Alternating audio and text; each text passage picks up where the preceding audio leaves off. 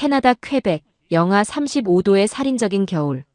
세계적인 건축 거장이 수백억 원을 쏟아부어 완성한 초호화 유리 저택이 있었습니다. 하지만 첫 겨울이 찾아오자 꿈의 궁전은 가족을 죽음으로 몰아넣는 거대한 냉동고로 돌변했죠. 독일 최고급 난방 시스템도 40년 경력의 거장도 이 재앙 앞에서는 속수무책이었습니다. 아내는 폐렴으로 피를 토하며 쓰러졌고 거장 자신도 관절이 굳어걸을 수조차 없었습니다. 그런데요. 이 절체절명의 순간 가족 모두의 생명을 구해낸 것은 그가 그토록 무시하고 조롱했던 한국인 사위의 작은 온기였습니다. 서양의 최첨단 기술이 두 손 든 대자연의 분노를 한국의 천년 지혜는 어떻게 잠재웠을까요? 오만한 거장의 무릎을 꿇리고 죽어가던 가족을 되살려낸 위대한 역전극. 그 놀라운 이야기 지금 시작합니다. 잠깐 시작 전에 구독과 좋아요 한 번씩만 부탁드립니다. 여러분의 작은 응원이 더 좋은 이야기를 만드는 큰 힘이 됩니다. 저는 리차드 마일스입니다. 캐나다 퀘벡에서 40년 넘게 건물을 설계하며 살아온 건축가죠. 세계 건축상을 5차례 거머쥐었고 퀘벡 국회의사당 별관부터 몬트리올 현대미술관까지 제 손을 거치지 않은 랜드마크가 없을 정도였습니다. 사람들은 저를 퀘벡의 거장이라 불렀어요. 저 역시 그 칭호가 당연하다고 여기며 살았죠. 아내 마거릿은 늘 말했습니다. 당신은 건물을 짓는 게 아니라 자존심을 짓는 거야. 농담처럼 들렸지만 돌이켜보면 그보다 정확한 말은 없었어요. 은퇴를 앞두고 저는 평생의 꿈을 짓기로 결심했습니다. 퀘벡 북부 로랑시드 산맥 자락, 울창한 침엽수림으로 둘러싸인 10,000평이 넘는 부지. 그 위에 세울 제 인생의 마지막 걸작이었어요.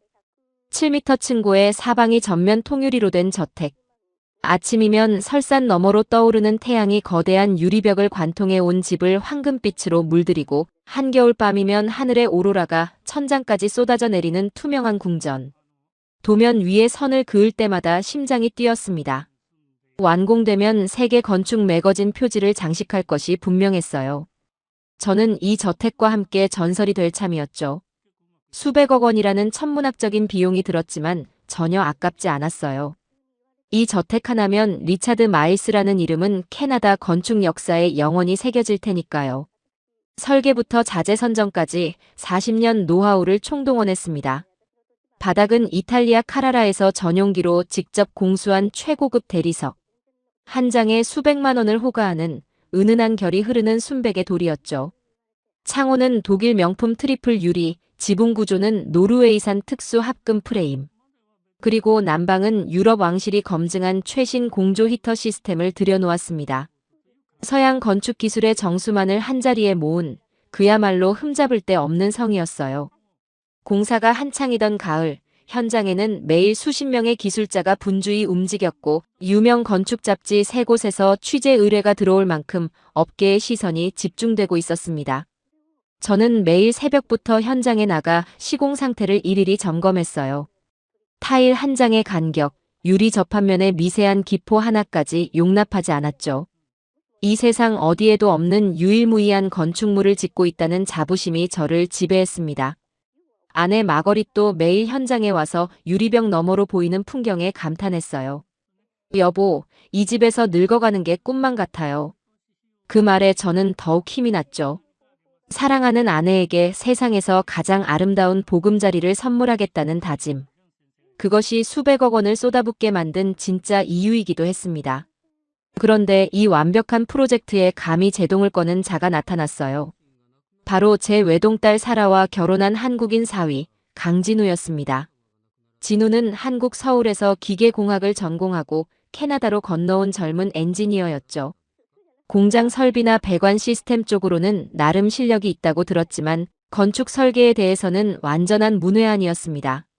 솔직히 저는 딸의 결혼 상대로 진우가 탐탁지 않았어요. 세계적인 건축가의 사위가 고작 배관이나 만지는 엔지니어라니. 하지만 사라가 끝까지 고집을 부렸고 마거리까지 딸 편을 드는 바람에 마지못해 허락한 결혼이었죠. 그런 녀석이 평소 조용하던 입을 열어 어느 가을 저녁 도면이 가득 펼쳐진 제 서재 문을 두드린 겁니다. 어느 가을 저녁 도면이 가득 펼쳐진 제 서재 문을 두드렸어요.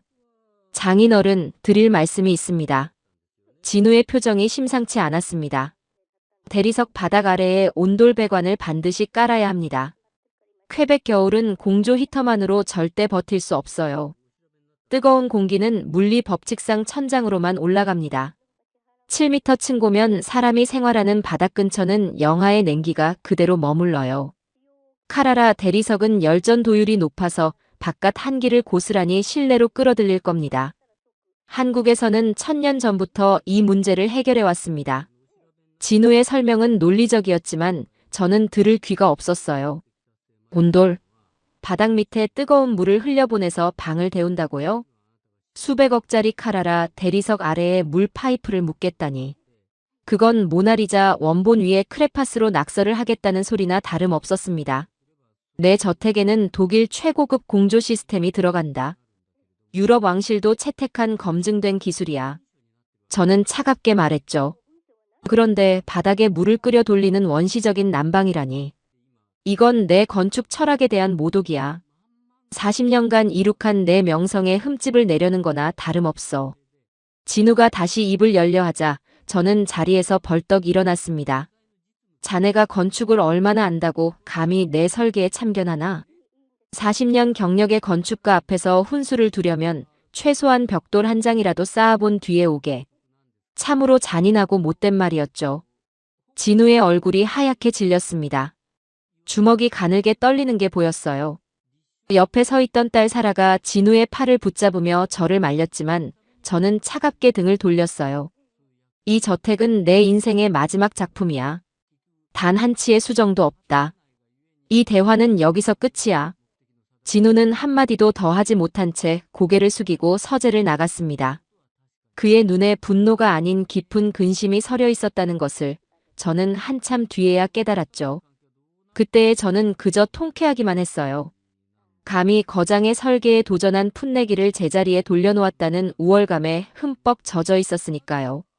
마거릿이 조심스럽게 말했습니다. 진우 말도 한번 들어보지 그래요. 그 아이가 괜히 그런 말을 했겠어요? 하지만 저는 고개를 저었죠. 내가 40년간 캐나다에서 집을 지어왔어. 이 땅의 겨울을 모를 리가 있나. 걱정 말라고. 아내는 더 이상 말하지 않았지만 걱정스러운 눈빛을 거두지 못했습니다. 돌이켜보면 그 순간이 제 인생에서 가장 어리석고 치명적인 선택의 시작이었습니다. 제 오만함이 사랑하는 가족의 목숨을 옥죄어올 올가미가 될 줄은 꿈에도 몰랐거든요. 진우가 그날 밤 사라에게 뭐라고 속삭였는지, 그 부부가 어떤 비밀 계획을 꾸미기 시작했는지 저는 까맣게 모른 채 유리 왕국의 완공만을 손꼽아 기다리고 있었습니다. 11월 초 마침내 저택이 완성됐어요. 거대한 유리벽에 가을 단풍이 반사되어 온 집이 붉게 물든 그날 저는 확신했습니다. 이것이야말로 제 인생 최고의 걸작이라고. 하지만 퀘벡의 겨울은 제 오만함에 상상도 못할 대가를 청구하려 하고 있었죠. 11월 중순 저택이 완공되던 날의 감동은 평생 잊을 수가 없어요. 마지막 유리 패널이 제자리에 안착하고 실내 조명이 하나씩 켜지는 순간 거대한 통유리벽 너머로 붉은 석양이 쏟아져 들어왔습니다. 카라라 대리석 바닥 전체가 장밋빛으로 물들었죠. 아내 마거릿은 입을 가리고 감탄을 쏟아냈고 현장의 인부들까지 저절로 박수를 쳤어요. 저는 그 한가운데 서서 세상을 다 가진 기분을 만끽했습니다.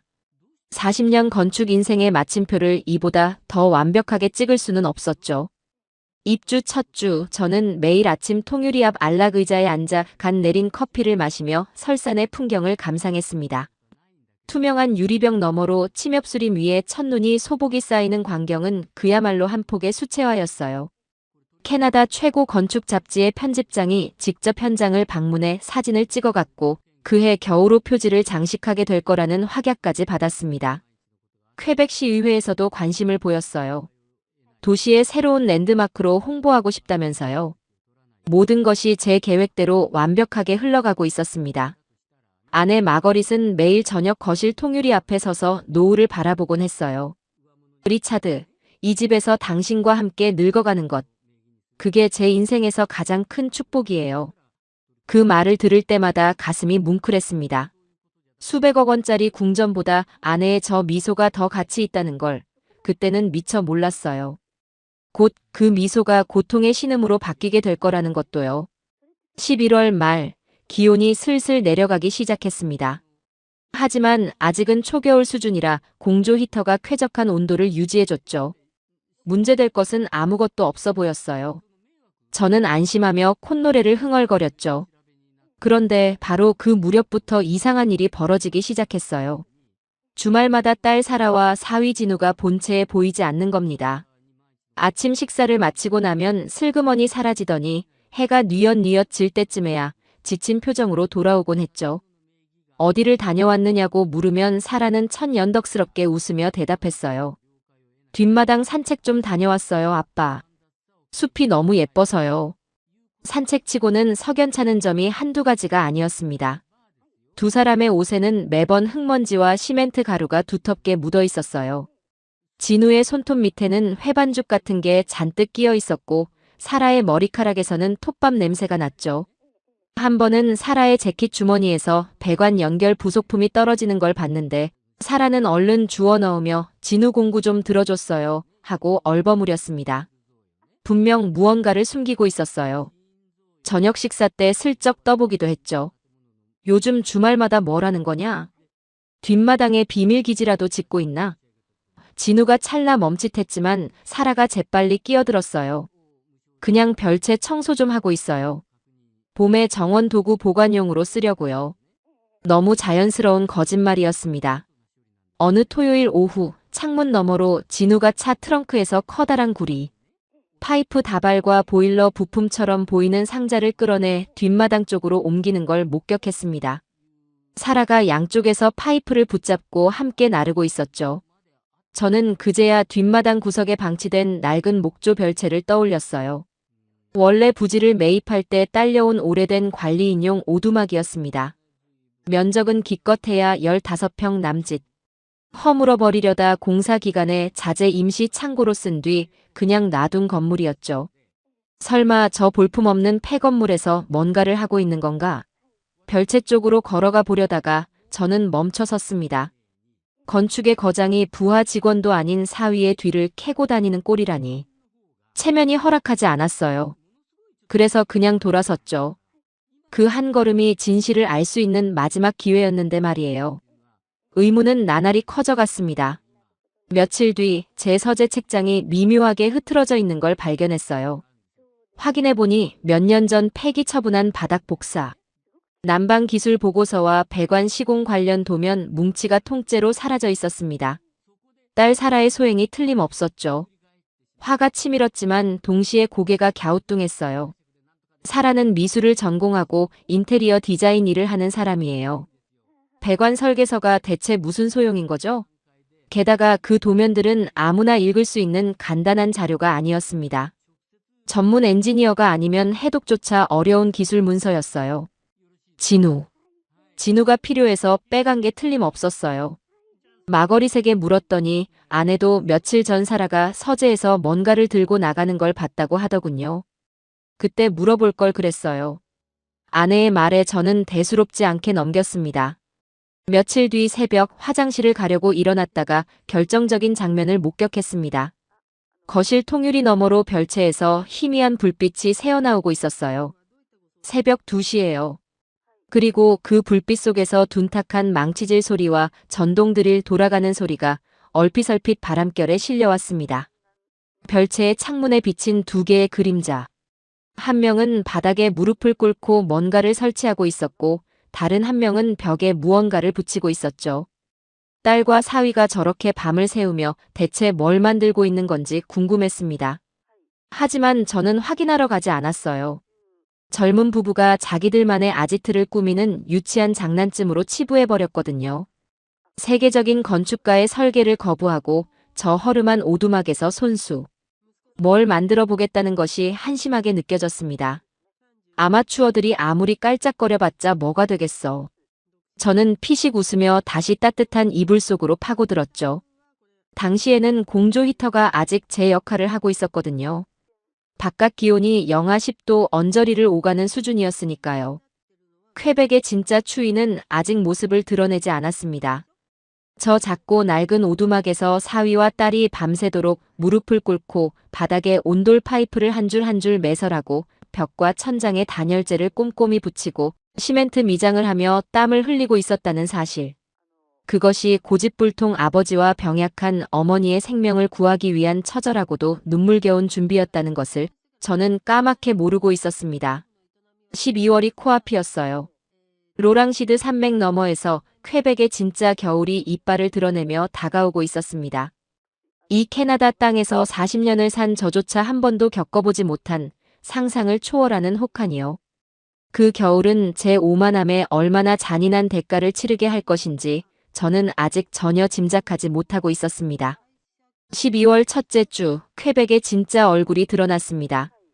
기상청에서 이례적인 한파 경보를 발령했어요. 북극에서 내려온 강력한 한기류가 캐나다 동부 전역을 강타한다는 뉴스가 텔레비전에서 연일 흘러나왔죠. 저는 대수롭지 않게 생각했습니다. 40년간 퀘벡에서 살아왔는데 겨울 추위쯤이야 별것 아니라고요. 게다가 제 저택에는 유럽 왕실이 채택한 최신 공조 히터가 있으니까요. 아내 마거릿에게도 자신만만하게 말했습니다. 걱정 마. 이 히터는 북극이라도 따뜻하게 만들 수 있어. 하지만 그의 겨울은 달랐습니다. 제가 40년간 이 땅에서 경험한 어떤 겨울과도 차원이 완전히 달랐어요. 자연이 인간의 오만함을 심판하러 온 것 같았습니다. 12월 중순, 기온이 영하 30도 아래로 곤두박질 쳤습니다. 로랑시드 산맥에서 밀려내려온 살인적인 한파와 함께 눈보라가 저택을 정면으로 덮쳤죠. 바람이 통유리벽에 부딪히는 소리가 온 집을 뒤흔들었어요. 마치 거대한 짐승이 유리를 부수려고 돌진하는 것 같았습니다. 저는 침착하게 공조 히터의 온도를 올렸어요. 처음에는 괜찮은 것 같았습니다. 머리 위로 따뜻한 바람이 힘차게 쏟아져 나왔거든요. 마거릿도 안심한 표정으로 따뜻한 커피를 끓이러 부엌으로 향했어요. 저는 여유롭게 신문을 펼쳤습니다. 이 집은 완벽해. 스스로에게 몇 번이고 되뇌었죠. 그런데 묘한 일이 벌어지기 시작했습니다. 히터를 최대로 가동하는데도 몸이 점점 추워지는 거예요. 처음엔 기분 탓이려니 했어요. 하지만 슬리퍼를 벗고 맨발로 칼아라 대리석 바닥에 발을 내디딘 순간 저는 비명을 삼켜야 했습니다. 마치 살점이 드라이아이스에 들러붙는 듯한 충격적인 고통이 발바닥을 관통했거든요. 세상에.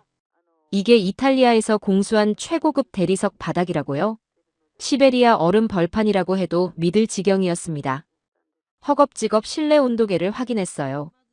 천장 부근에 달린 메인 센서는 섭씨 23도를 가리키고 있었습니다. 따뜻하죠. 하지만 바닥에서 30cm 높이에 설치해둔 보조 온도계를 보고 눈을 의심했어요. 영하 2도. 같은 실내 공간에서 천장과 바닥의 온도 차이가 무려 25도였습니다. 이건 집이 아니라 기상 관측소였어요. 두 다리로 서 있는 인간의 머리는 한여름이고 발은 한겨울인 셈이었습니다. 히터가 아무리 열심히 돌아가도 그 따뜻한 공기는 저 까마득한 천장 위에서 놀고 있을 뿐. 바닥에 우리에게는 한 조각도 내려오지 않았죠. 진우가 경고했던 그대로였습니다. 뜨거운 공기는 가벼워서 7m 높이의 천장으로만 치솟고 차가운 공기는 무거워서 바닥에 돌덩이처럼 깔린 채 꼼짝도 않았죠. 열역학의 가장 기초적인 원리였어요. 수억 원짜리 독일제 히터는 천장만 데우는 무용지물이 된 겁니다. 40년 경력의 건축거장이 간과한 것이 물리학 교과서 첫 장에 나오는 상식이었다니. 치욕적이었습니다. 진우의 얼굴이 떠올랐어요. 조용한 목소리로 대리석의 열전도율을 설명하던 사위. 그때 제가 뭐라고 했죠? 건축을 얼마나 안다고 감히 훈수를 두느냐고. 속이 뒤틀렸습니다. 하지만 40년의 자존심이 인정을 허락하지 않았어요. 아직은요. 절대로 아직은요. 다급히 히터 출력을 한계치까지 끌어올렸습니다. 엄청난 굉음과 함께 천장 송풍구에서 열풍이 폭포처럼 쏟아져 나왔어요. 전기미터기가 미친 듯이 돌아가는 소리가 멀리서 들렸습니다. 하지만 결과는 더 참혹했죠. 뜨거운 바람은 천장에서 맴돌다가 사방의 거대한 통유리벽에 부딪혀 순식간에 차갑게 식었어요. 그리고 그 냉각된 공기가 유리벽 표면을 타고 바닥으로 폭포수처럼 쏟아져 내렸습니다. 물리학에서 말하는 콜드 드래프트 현상이었죠. 자랑스럽던 7m 전면 통유리가 사방에서 냉기를 쏟아내는 거대한 냉기 폭포가 돼버린 겁니다. 히터를 3개 돌리면 돌릴수록 천장과 바닥의 온도 차이만 벌어지고 바닥은 오히려 더 차가워지는 악순환이 시작됐어요. 카라라 대리석은 악몽이 됐습니다. 전용기까지 띄워 공수한 한 장에 수백만 원짜리 이 아름다운 순백의 천 연석이 이제는 맨발로 밟는 순간 뼈를 찌르는 고문 도구로 변해버렸으니까요. 아침에 잠자리에서 일어나 바닥에 발을 딛는 그 순간이 하루 중 가장 끔찍한 시간이 됐습니다. 매번 이를 악물고 각오를 해야 했어요. 집 안에서 두꺼운 겨울 부츠와 패딩 점퍼를 입어야 했어요. 그래도 추위는 옷을 뚫고 파고들었습니다. 거실 소파에 앉아있으면 엉덩이와 허벅지부터 시려왔고 쿠션 아래에 담요를 깔아도 소용없었죠. 냉기가 바닥에서 소파 다리를 타고 좀비처럼 기어 올라왔으니까요. 식탁에 앉아 식사를 해도 젓가락을 든 손끝이 하얗게 질렸습니다. 따뜻한 수프를 떠먹어도 위장만 잠깐 데워질 뿐 발끝부터 올라오는 한기는 절대 물러서지 않았어요. 안에 마거릿은 양모 슬리퍼 위에 두꺼운 양말 2켤레를 겹쳐 신고도 발이 시리다며 고통스러워했습니다. 밤이면 침대에 누워도 바닥에서 올라오는 한기가 매트리스를 뚫고 등을 얼렸어요. 전기장판을 깔고 두꺼운 이불을 2~3겹 덮어도 소용이 없었습니다. 사방 통유리벽에서 끊임없이 폭포처럼 쏟아지는 냉기가 집 전체를 얼음 감옥으로 만들고 있었으니까요. 마거릿의 얼굴에서 서서히 핏기가 사라지고 있었어요. 저는 그것이 단순한 추위의 문제가 아니라는 걸 직감했지만 인정하고 싶지 않았습니다. 난방 전문 업체에 긴급 전화를 걸었어요. 기사가 와서 시스템을 점검한 뒤 고개를 저었죠. 히터는 정상 작동합니다. 문제는 건물 구조예요. 2층 고의 이 면적의 유리벽이면 공조 난방만으로는 바닥 온도를 올리는 것이 물리적으로 불가능합니다. 제 평생의 역작을 물리적으로 불가능하다는 한마디가 정면으로 관통했어요. 기사가 떠난 뒤 저는 서재에 혼자 앉아 한참을 멍하니 있었습니다. 창밖으로 눈보라가 미친 듯이 몰아치고 있었어요. 수백억 원을 쏟아부은 저의 위대한 걸작. 세계 건축 잡지 표지를 장식할 자랑스러운 유리궁전이 첫 겨울 한 달도 못 버티고 사람이 살 수 없는 거대한 냉동 창고로 전락해버렸습니다. 밖에서 보면 여전히 눈부시게 아름다웠어요. 눈 덮인 산맥을 배경으로 반짝이는 투명한 성. 하지만 그 안에서는 가족이 추위에 떨며 하루하루 생기를 잃어가고 있었죠. 보기만 좋은 예쁜 쓰레기. 그 잔인한 표현이 제 저택에 이보다 더 정확할 수는 없었습니다. 그리고 추위보다 더 무서운 진짜 재앙이 이 차가운 공기 속에서 소리 없이 자라나고 있었습니다. 추위만이 문제였다면 차라리 나았을 겁니다. 진짜 재앙은 눈에 보이지 않는 곳에서 조용히 하지만 확실하게 우리 가족을 죽이고 있었어요. 바로 건조함이었습니다. 눈에 보이지 않기에 더 무서운 살인자였어요.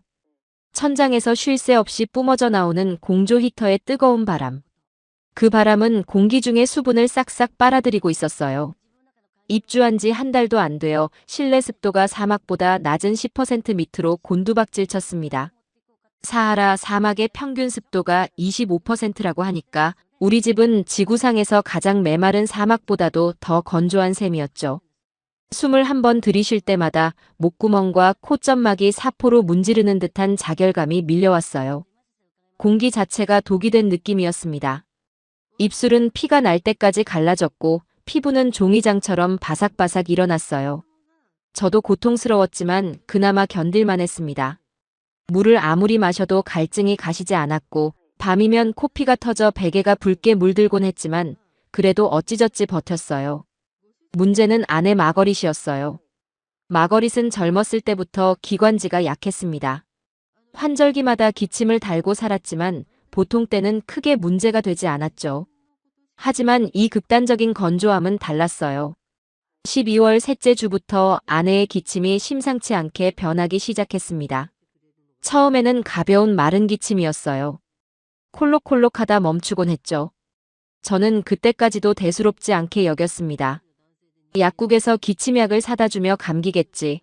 며칠이면 낫겠지 하고 넘겼어요. 그런데 며칠이 지나자 기침 소리가 점점 깊어지더니 가래가 섞인 습한 기침으로 바뀌었습니다. 새벽이면 아내가 기침을 하다가 숨이 넘어갈 듯 캑캑거리는 소리에 잠이 깨곤 했어요. 그러던 어느 날 밤이었습니다.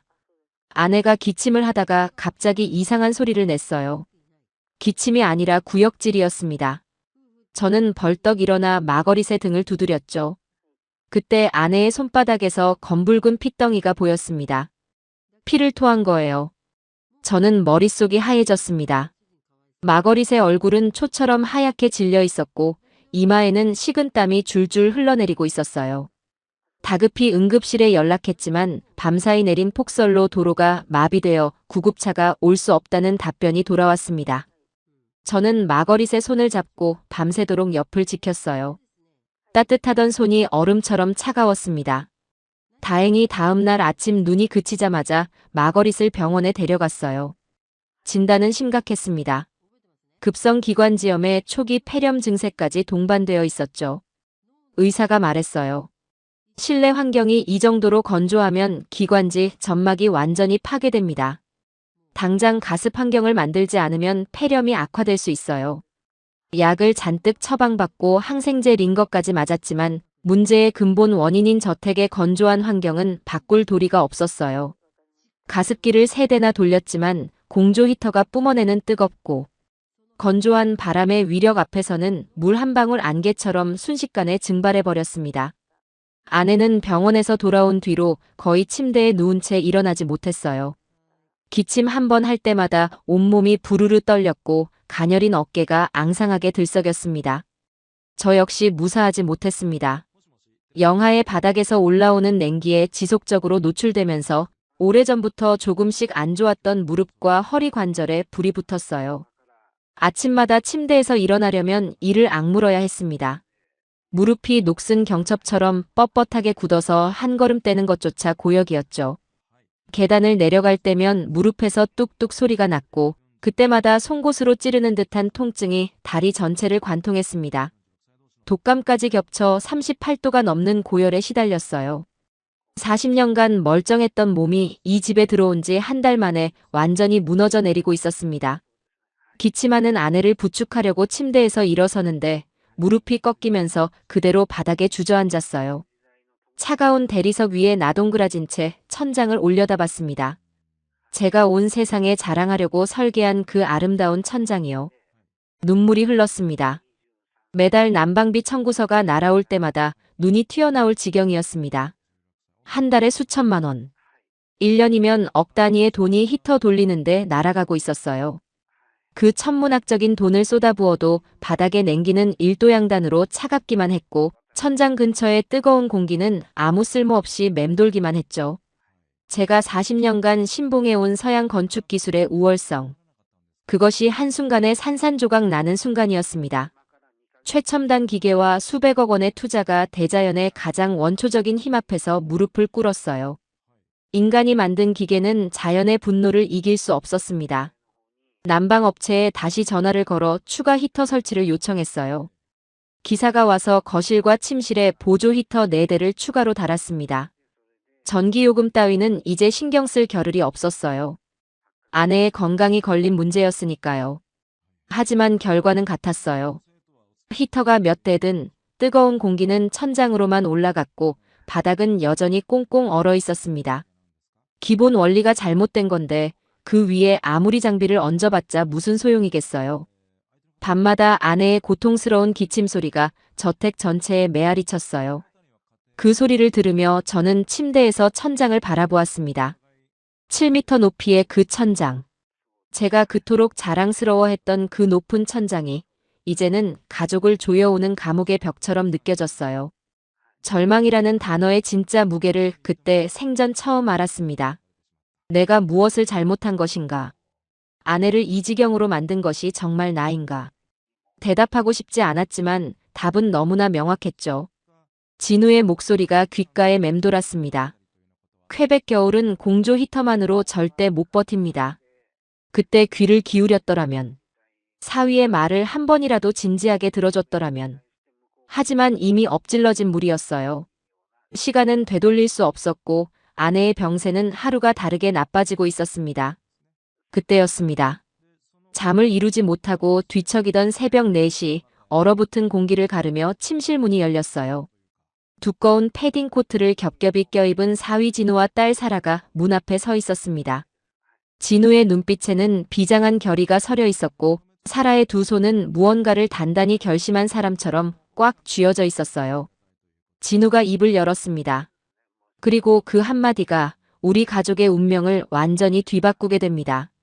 장인어른, 장모님을 모시고 지금 당장 별채로 가셔야 합니다. 진우의 목소리는 조용했지만 그 안에 담긴 힘은 단호했습니다. 평소 제 앞에서 말 한마디 제대로 못 꺼내던 조용한 사위가 아니었어요. 그날 새벽에 진우는 완전히 다른 사람이었습니다. 눈빛에 흔들림 하나 없이 마치 전장에 나선 군인처럼 단단한 결의로 가득 차 있었죠. 저는 반사적으로 반발했습니다. 아무리 상황이 다급해도 이 건축거장이 저 볼품없는 오두막으로 도망가야 한다는 건 자존심이 용납할 수 없는 일이었거든요. 별채, 저 외풍심한 판잣집으로 가라고. 이 최첨단 저택에서도 이렇게 추운데 벽도 제대로 없는 저 허름한 오두막에 가면 뭐가 달라진단 말이야. 내 장모를 그 냉골로 끌고 가서 죽이려는 거냐? 제 말은 심했어요. 알고 있었습니다. 하지만 멈출 수가 없었죠. 인정하기 싫었으니까요. 내가 지은 집이 실패작이라는 것을. 내가 무시한 사위가 옳았을 수도 있다는 것을. 40년의 자존심이 목구멍까지 차올라 합리적인 판단을 가로막고 있었습니다. 진우는 제 폭언에도 미동조차 하지 않았어요. 예전 같으면 고개를 숙이고 물러났을 텐데 이번에는 달랐습니다. 한 발짝도 물러서지 않고 저를 정면으로 바라보았죠. 장모를 지켜야 한다는 사명감이 이 청년을 완전히 다른 사람으로 만든 것이었어요. 그때 딸 사라가 앞으로 나섰어요. 사라의 눈에는 눈물이 그렁그렁 맺혀 있었지만 목소리는 단호했습니다. 아빠. 사라가 제 눈을 똑바로 바라보며 말했어요. 엄마가 죽을 수도 있어요. 세상이 멈추는 것 같았습니다. 죽는다고요? 마거릿이? 제 평생의 동반자가? 심장이 쿵 하고 내려앉았어요. 의사 선생님이 뭐라고 했는지 아빠도 알잖아요. 이 환경에서 계속 있으면 폐렴이 악화된다고 했잖아요. 아빠의 자존심이 중요해요? 아니면 엄마의 생명이 중요해요? 딸의 질문은 비수가 되어 가슴에 꽂혔습니다. 저는 아무 말도 할 수 없었어요. 사라가 제 팔을 강하게 붙잡았습니다. 제발 한 번만, 딱 한 번만 진우 말을 들어봐요. 아빠를 위해서, 엄마를 위해서 부탁이에요. 딸의 눈물 젖은 눈을 마주한 순간 제 안에 무언가가 와르르 무너졌어요. 자존심이 아니었습니다. 더 이상 고집을 부릴 명분이 완전히 사라진 거였죠. 침대에 누운 마거릿을 보았습니다. 핏기 없는 얼굴, 쉴 새 없이 들썩이는 앙상한 어깨. 숨을 쉴 때마다 가슴에서 쌕쌕 소리가 났어요. 이 여자를 지키겠다고 지은 집이 이 여자를 서서히 죽이고 있었습니다. 건축가로서 최고의 집을 지어 바치겠다는 약속이 사형 선고가 된 셈이었어요. 이보다 잔인한 아이러니가 세상에 또 있을까요? 한참을 침묵하던 저는 결국 고개를 끄덕였습니다. 한 번. 딱 한 번의 고개 끄덕임. 그것은 40년간 쌓아올린 자존심의 성벽에 처음으로 금이 가는 순간이었어요. 더 이상 저항할 힘도 명분도 남아있지 않았습니다. 자존심보다 아내의 숨소리가 더 무거웠으니까요. 진우가 기다렸다는 듯 움직였어요. 재빨리 침대 위에 담요를 3겹이나 둘러 마거릿을 감쌌습니다. 사라는 벽장에서 마거릿의 모직 목도리와 털모자를 꺼내 아내의 목과 머리를 감싸주었죠. 두 사람의 움직임은 이미 이 상황을 예상하고 준비해둔 것처럼 빈틈이 없었어요. 저는 사라의 부축을 받으며 굳은 무릎을 끌고 일어났죠. 진우가 한쪽에서 마거릿을 안다시피 부축하고 사라가 다른 쪽에서 저를 부축했어요. 내 식구가 현관문을 열고 밖으로 나서는 순간 칼날 같은 한기가 정면으로 내리꽂혔습니다. 밖은 지옥이었어요. 영하 35도의 칼바람이 얼굴을 핥히었고 눈보라가 시야를 한치 앞까지 삼켜버렸습니다. 숨을 쉬는 순간 콧속의 수분이 얼어붙어 코털이 바늘처럼 찔리는 느낌이었어요. 뒷마당의 별채까지 겨우 50m 남짓한 거리였지만 그 50m가 까마득하게 멀게 느껴졌어요. 바람이 불 때마다 마거릿이 기침을 했고 진우는 자기 패딩을 벗어 장모의 얼굴을 감싸주었습니다. 그 녀석은 셔츠 한 장으로 영하 35도의 눈보라를 맞고 있었어요. 저는 그 모습을 보고도 고맙다는 말 한마디를 꺼내지 못했습니다.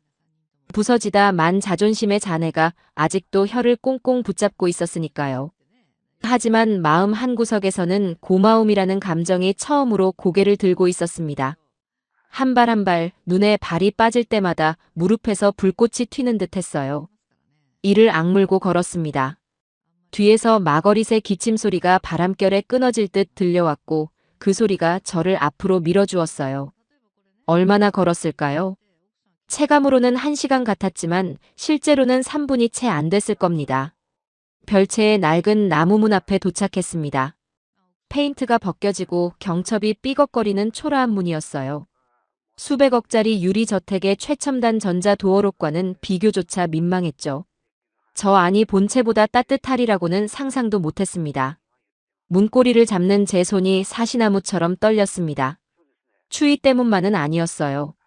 두려움이었습니다. 이 안마저 냉골이면 그땐 정말 방법이 없으니까요. 진우가 문을 열었습니다. 그리고 그 순간 저는 제 70년 인생에서 단 한 번도 경험한 적 없는 일을 겪었어요. 문틈 사이로 흘러나온 것은 차가운 바람이 아니었습니다.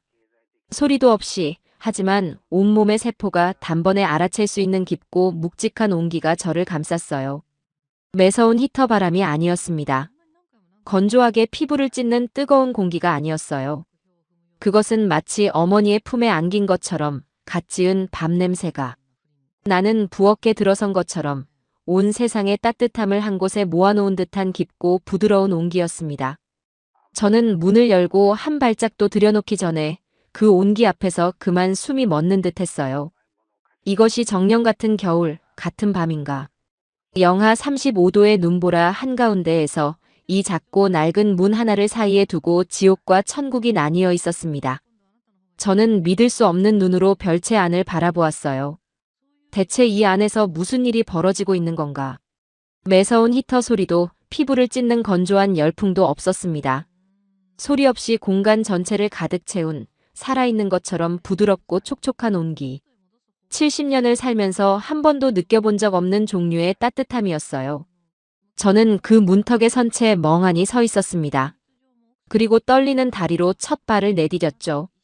별채 안에 들어선 순간 저는 제 감각 전부를 의심해야 했습니다. 작고 낡은 오두막에서 이런 일이 가능하단 말인가. 진우가 제 부츠를 벗겨주었어요. 그리고 맨발이 바닥에 닿은 그 찰나. 저는 평생 잊을 수 없는 충격을 받았습니다. 따뜻했어요. 아니, 따뜻하다는 말로는 턱없이 부족했습니다. 영하 35도의 눈보라 속에서 꽁꽁 얼어붙은 발바닥이 바닥에 닿는 순간 뜨거운 열기가 발끝에 모세혈관 하나하나를 찾아 들어왔어요. 그 열기가 발등을 포근하게 감싸고 발목을 타고 오르더니 종아리 근육 깊숙이 스며들었습니다. 꽁꽁 얼어붙어 감각조차 잃었던 발가락 10개에 하나씩 뜨거운 피가 돌기 시작했어요. 찌릿찌릿한 감각이 되살아나면서 발가락이 저절로 움직였죠. 차갑게 굳어있던 무릎 관절 사이사이로 뜨거운 물줄기가 흘러드는 것 같았어요. 얼어붙어 돌덩이처럼 굳어있던 관절이 서서히 풀리기 시작했습니다. 마치 얼어 죽어가던 혈관에 누군가 따뜻한 생명수를 수혈해주는 느낌이었죠. 수백억짜리 저택의 독일제 히터가 한 달간 해내지 못한 일을 이 바닥이 단 10초 만에 해낸 거예요. 딱딱한 돌바닥이었습니다. 카라라 대리석처럼 차갑고 딱딱한 돌이어야 할 바닥이 세상에. 이럴 수가. 한겨울에 어머니의 품속에 파고든 것처럼 따뜻했어요. 아니, 어머니 품보다 더 깊은 온기였습니다.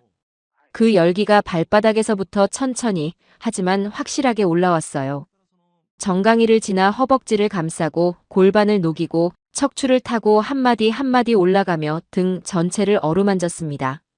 40년간 설계 책상 앞에서 굽어져 왔던 제 허리가 이 단단하고 뜨거운 바닥 위에서 비로소 제 자리를 찾은 듯 했어요. 저도 모르게 무릎이 꺾이며 바닥에 주저앉았습니다. 그리고 그대로 뒤로 누웠어요.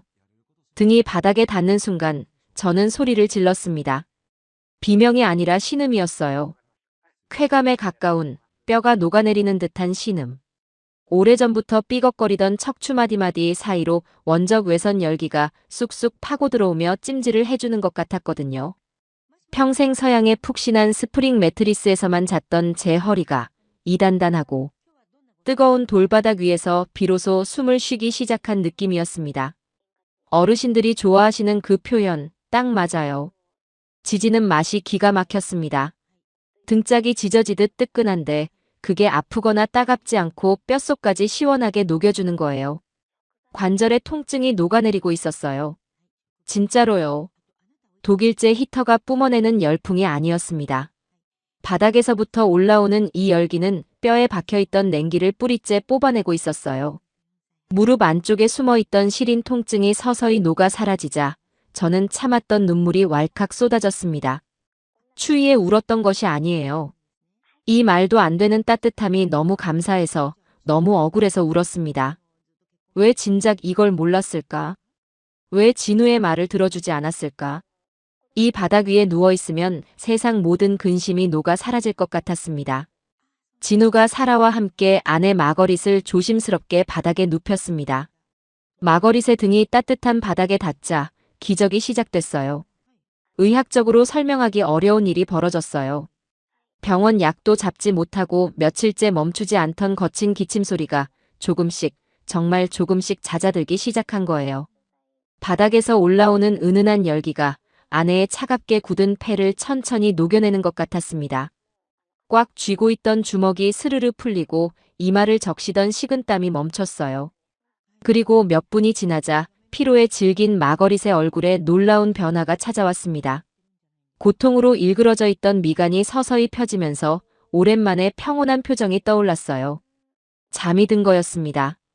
며칠 동안 기침 때문에 제대로 잠을 자지 못했던 아내가 이 따뜻한 바닥 위에서 갓난아기처럼 깊이 잠든 거예요. 사라가 아내의 머리카락을 쓸어넘기며 조용히 울고 있었습니다. 리차드 마일스, 70평생 남 앞에서 눈물을 보인 적 없는 이 늙은 건축가도 눈물을 흘렸어요. 하지만 그 눈물은 슬픔이 아니라 한없는 안도감에서 비롯된 것이었죠.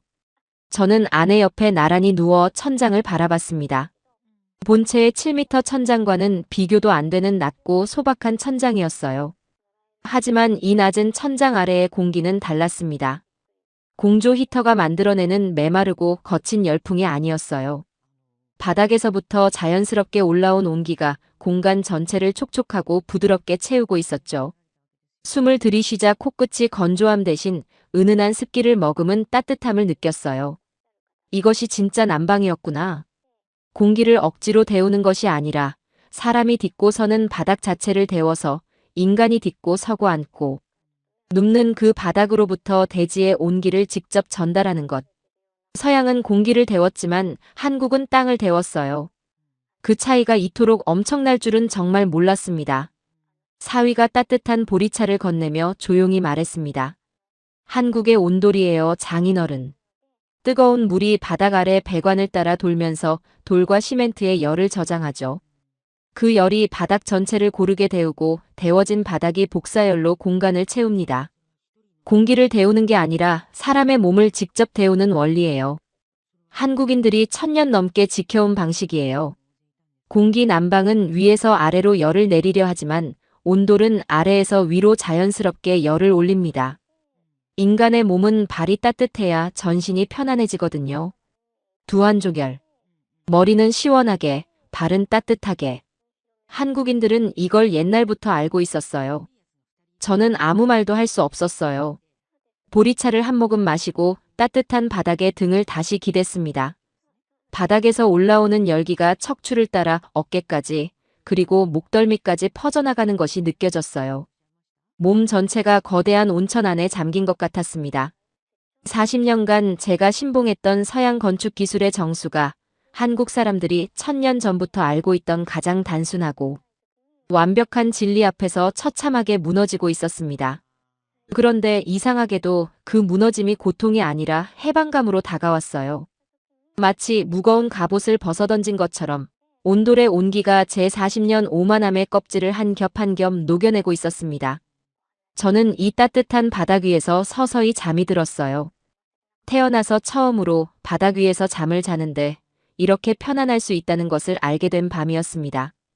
다음 날 아침, 저는 바닥에서 눈을 떴습니다. 눈을 뜨는 순간 제일 먼저 느낀 것은 등의 온기였어요.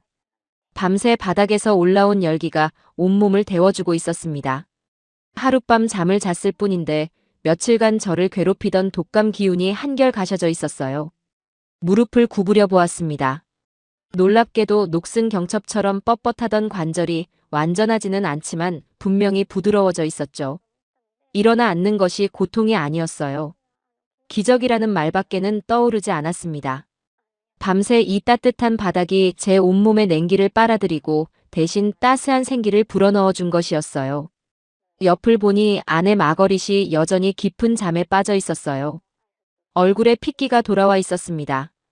어젯밤 파랗게 질려있던 입술에 옅은 장밋빛이 감돌았고 기침 소리도 들리지 않았어요. 숨소리가 고르고 평온했습니다. 마치 다른 사람이 된 것 같았어요. 어젯밤까지 죽을 것처럼 기침하던 사람이 맞나 싶을 정도였죠. 이불을 걷어차고 잘 정도로 바닥이 따뜻한 거예요. 믿을 수 없었습니다. 밖은 여전히 영하 30도가 넘는 혹한인데 이 작은 방 안은 한여름 오후처럼 포근했으니까요. 사라가 부엌에서 따뜻한 죽을 끓여왔습니다. 별채에는 작은 부엌까지 말끔하게 갖추어져 있었어요. 사라와 진우가 여기서 생활할 수 있도록 준비해 둔 것이었죠. 네 식구가 따뜻한 바닥 위에 둘러앉아 아침을 먹는데 사라가 뜨거운 죽그릇을 내려놓으며 조용히 입을 열었습니다. 아빠, 사실 이 별채 이야기를 해야 할 것 같아요. 사라는 진우의 손을 꼭 잡고 있었어요. 마치 이 순간을 오래전부터 기다려왔다는 듯이요. 사라의 눈가가 붉어졌습니다. 아빠가 진우의 온돌 제안을 거절했을 때 저는 정말 막막했어요. 진우 말이 맞다는 걸 저는 알고 있었거든요. 사라가 말을 이었습니다. 몇 년 전 신혼여행으로 한국을 갔을 때의 이야기였어요. 서울의 번화가가 아니라 진우의 시골 할머니 댁을 방문했다고 했습니다. 전라도 깊은 산골에 있는 작은 한옥이었는데 겨울이었지만 방문을 열고 들어가는 순간 그 순간 사라의 세상이 완전히 바뀌었다고 합니다.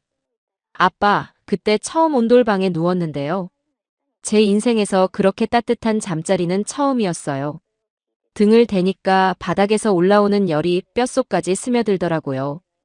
캐나다에서 자란 저는 바닥이 차갑고 단단한 게 당연한 줄만 알았는데 한국의 바닥은 따뜻하고 포근했어요. 새벽녘에 화장실을 다녀와서 다시 이불 속으로 들어갈 때 발끝부터 등까지 전해오는 그 뜨끈한 감촉이 꿈만 같았다고 해요. 진우 할머니가 그러시더라고요. 한국 사람은 아프면 따뜻한 방바닥에 눕는다고. 그게 세상에서 가장 좋은 약이라고요. 병원보다 온돌방이 낫다고요. 사라는 그 경험을 잊지 못했다고 합니다. 그래서 제가 진우의 제안을 묵살했을 때 사라가 눈물로 진우에게 부탁한 거예요. 아빠 몰래라도 별채에만이라도 온돌을 깔자고. 언젠가 반드시 아빠도 이 따뜻함이 필요해질 날이 올 거라고요. 그제야 모든 수수께끼가 풀렸습니다. 주말마다 별채로 숨어들던 두 사람. 흙투성이 옷과 시멘트 가루. 서재에서 사라진 배관 도면. 새벽에 별채에서 새어나오던 불빛과 망치질 소리. 그 모든 것이 이 고집불통. 아버지와 병약한 어머니를 구하기 위한 딸과 사위의 눈물겨운 비밀 작전이었던 거예요. 두 사람은 매주 주말마다 새벽부터 밤늦게까지 그리고 평일 밤에도 틈만 나면 이 작은 별채에 와서 공사를 했다고 합니다. 진우가 바닥을 파고 배관을 깔면 사라가 시멘트를 이기고 미장을 했어요. 벽 단열재는 사라가 인터넷에서 시공법을 공부해가며 직접 붙였다고 하더군요. 저는 사위 진우를 바라보았습니다. 진우는 조용히 죽을 먹고 있었어요. 제가 자기를 모욕하고 자기의 나라와 문화를 깔보고 자기의 진심 어린 조언을 코방귀로 날려버렸을 때 이 한국 청년은 원망 한마디 하지 않았습니다. 분노하지도 않았어요. 대신 묵묵히 장인과 장모의 생명을 구할 방주를 지었습니다. 뒷마당 구석의 작고 낡은 오두막에서 매주 주말과 밤 시간을 바쳐가며 한국에서 공수한 자재로 온도를 깔고 단열 공사를 하고 보일러를 설치했어요. 자기 월급을 쪼개서 한국에서 보일러와 배관 자재를 직접 주문했어요. 자기를 원시인 취급한 장인의 가족을 살리기 위해서요. 세상에 이런 사위가 또 어디에 있겠습니까? 저는 진우에게 가장 못된 장인이었는데 진우는 저에게 세상에서 가장 큰 선물을 준 것이었어요. 진우야. 제가 입을 열었습니다. 70년 인생에서 이 두 글자를 이렇게 진심을 담아 부른 것은 처음이었어요. 진우가 고개를 들어 저를 바라보았습니다. 고맙다. 간신히 두 글자를 꺼냈어요. 더 말하고 싶었습니다. 미안하다고. 내가 틀렸다고. 자네가 옳았다고. 하지만 70년 평생 남 앞에서 약한 모습을 보인 적 없는 이 늙은 고집쟁이의 목이 꽉 막혀 더 이상 말이 나오질 않았습니다. 진우가 눈시울을 붉히며 조용히 미소 지었어요. 장인어른, 한국에는 이런 말이 있어요. 아랫목 뜨끈한 방에 누우면 못 고칠 병이 없다고요. 장모님도 이 방에서 꼭 나으실 겁니다. 바로 그때 방 안쪽에서 작은 소리가 들렸습니다. 마거릿이 눈을 뜬 거예요. 아내가 천천히 몸을 일으키며 주위를 둘러보았습니다. 그리고 며칠 만에 처음으로 기침없이 온전한 문장을 말했어요. 여기가 어디야? 세상에 이렇게 따뜻한 곳이 있었어? 아내의 얼굴에 오랜만에 미소가 피어올랐습니다. 수백억짜리 유리저택의 차가운 대리석 위에서는 한 번도 보지 못한 진심으로 편안한 미소였어요. 그 미소 하나가 수백억짜리 유리 궁전보다 값졌습니다. 저는 그 미소를 보는 순간 깨달았습니다. 사람을 살리는 진짜 온기는 기계에서 나오는 것이 아니라 타인을 향한 사랑과 헌신에서 나온다는 것을. 한국인들이 수백 년간 지켜온 온돌의 정신은 바로 그 깊은 애정 그 자체였어요. 사위 진우가 이 작은 방에 깔아놓은 것은 파이프와 시멘트만이 아니었습니다. 장인에 대한 묵묵한 존경과 장모에 대한 따뜻한 효심과 아내에 대한 깊은 사랑이 바닥 아래 한 줄 한 줄 새겨져 있었습니다. 그것을 깨닫는 순간 저는 이 세상에서 가장 부끄러운 장인이 됐어요. 동시에 가장 행복한 아버지가 됐죠. 별채에서의 셋째 날 아침이었습니다. 저는 따뜻한 바닥 위에서 눈을 떴어요. 이틀 연속 온돌방에서 잠을 잤을 뿐인데 제 몸에 놀라운 변화가 일어나 있었습니다. 녹슨 경첩처럼 삐걱거리며 한 발짝 떼기도 힘들었던 무릎이 거짓말처럼 부드럽게 구부러졌어요. 허리를 세우고 일어서는 것이 고통이 아니라 자연스러운 동작으로 돌아와 있었죠. 밤새 바닥에서 올라온 원적 외선 열기가 관절 사이사이 박혀있던 냉기를 뿌리째 뽑아내고 굳어있던 근육과 인대를 풀어준 것이었습니다. 일어나서 방 안을 천천히 걸어보았어요. 통증 없이 걸을 수 있다는 것이 이렇게 감사한 일인 줄 몰랐습니다. 맨발로 닿는 바닥이 여전히 아기 체온처럼 은근하게 따뜻했어요. 발바닥에서부터 퍼져나오는 열기가 온몸의 혈액순환을 돕고 있다는 게 걸음걸음마다 느껴졌죠. 단단하고 뜨거운 돌바닥이 제 발바닥을 지압하듯 자극하면서 동시에 깊은 열기로 근육을 풀어주는 이 감각. 푹신한 카펫도 고급 슬리퍼도 결코 줄 수 없는 것이었습니다. 더 놀라운 것은 아내 마거릿이었습니다. 사흘 전까지만 해도 피를 토하며 기침하던 아내가 혼자 힘으로 일어나 앉아 있었어요. 볼에 연한 홍조가 돌아와 있었고 눈빛에 생기가 살아나 있었습니다. 마거릿이 따뜻한 보리차를 두 손으로 감싸 쥐고 한 모금 마시더니 저를 바라보며 말했어요. 리차드, 이 방의 공기가 달라요. 숨을 쉬어도 목이 아프지 않아요. 공기가 촉촉하고 부드러워요. 맞는 말이었습니다. 공조 히터가 만들어내는 사막 같은 건조함이 아니라 온돌이 자연스럽게 만들어낸 촉촉한 실내 환경이 아내의 손상된 기관지를 보호하고 회복시켜주고 있었어요. 병원 약보다 이 따뜻한 바닥이 더 효과가 좋았던 겁니다. 저는 창문 너머로 제 유리 저택을 바라보았습니다. 눈에 파묻힌 거대한 유리벽이 겨울 아침 햇살을 받아 반짝이고 있었어요. 여전히 아름다웠습니다. 하지만 이제 그 아름다움이 전혀 다르게 보였어요. 저건 사람을 위한 집이 아니었습니다. 건축가의 허영심을 과시하기 위한 거대한 장식품이었을 뿐이었죠. 진짜 집은 사람의 체온을 지켜주는 곳이어야 합니다. 그 기본조차 갖추지 못한 건물에 무슨 의미가 있겠어요. 저는 결심했습니다. 70평생에서 가장 중대한 결심이었어요. 점심때가 되자 전화기를 들었어요. 40년간 함께 일해온 시공 현장 반장에게 연락을 했습니다. 인부 10명을 내일 아침까지 보내줘. 반장이 의아해하며 물었죠. 무슨 공사를 하시려고요? 저는 짧게 대답했어요. 본체의 바닥을 뜯어낸다. 전화기 너머에서 침묵이 흘렀습니다. 네. 카라라 대리석을요? 이탈리아에서 공수한 그 대리석을 뜯어내신다고요? 반장의 목소리에 경악이 담겨 있었어요. 한 장에 수백만 원짜리 대리석을 깬다는 것은 수십억 원을 땅에 묻는 것이나 다름없었으니까요. 그래. 전부 뜯어내. 처음부터 다시 한다. 다음 날 아침 인부들이 도착했습니다. 저는 그들 앞에 섰어요. 70세 노인의 두 손에는 무거운 철거용 망치가 쥐어져 있었습니다. 저 뒤에서 사라와 마거릿이 걱정스러운 눈으로 지켜보고 있었죠. 저는 인부들을 향해 선언했습니다. 지금부터 이 저택의 바닥을 전부 뜯어낸다. 카라라 대리석 전부. 그리고 새 바닥 아래에 온돌배관을 깐다. 뜨거운 물이 흐르는 생명의 물길을 이 집 전체에 낼 것이다. 인부들이 어리둥절한 표정으로 서로를 바라봤어요. 수백억 원짜리 저택의 핵심 자재를 갈아엎겠다니. 미쳤다고 생각했을 겁니다. 하지만 저는 오히려 40년 만에 처음으로 정신이 제대로 돌아온 것이었어요. 사람이 살 수 없는 예쁜 쓰레기를 계속 붙잡고 있는 것이야말로 진짜 미친 짓이었으니까요. 제가 먼저 망치를 들어 올렸습니다. 그리고 거실 한가운데에 카라라 대리석을 내리쳤어요. 쾅! 크게 한 방. 아름다운 순백의 대리석에 금이 갔습니다. 그 균열과 함께 제 안에 쌓여있던 40년 오만함의 마지막 잔해도 산산이 부서져 나갔습니다. 시원했어요. 너무나 시원했습니다. 진우가 제 옆에 섰습니다. 그 청년의 눈에 눈물이 그렁그렁했어요.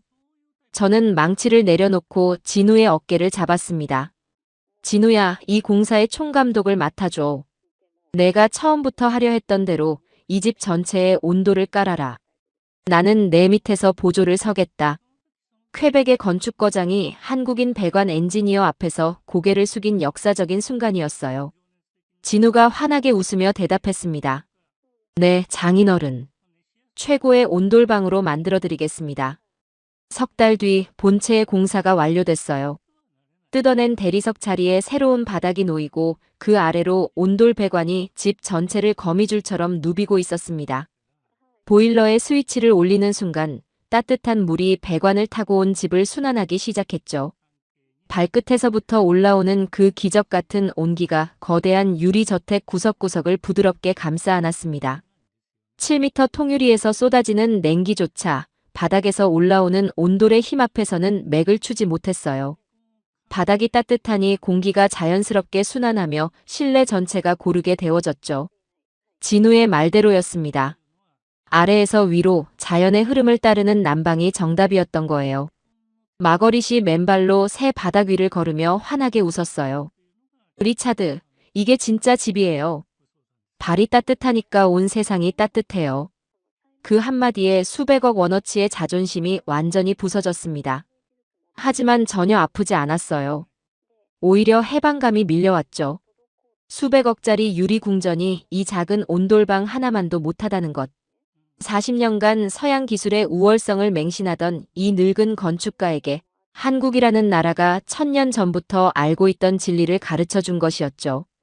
자연을 거스르지 않고 사람의 몸을 가장 깊이 이해하고 발끝에서부터 온기를 전하는 건축.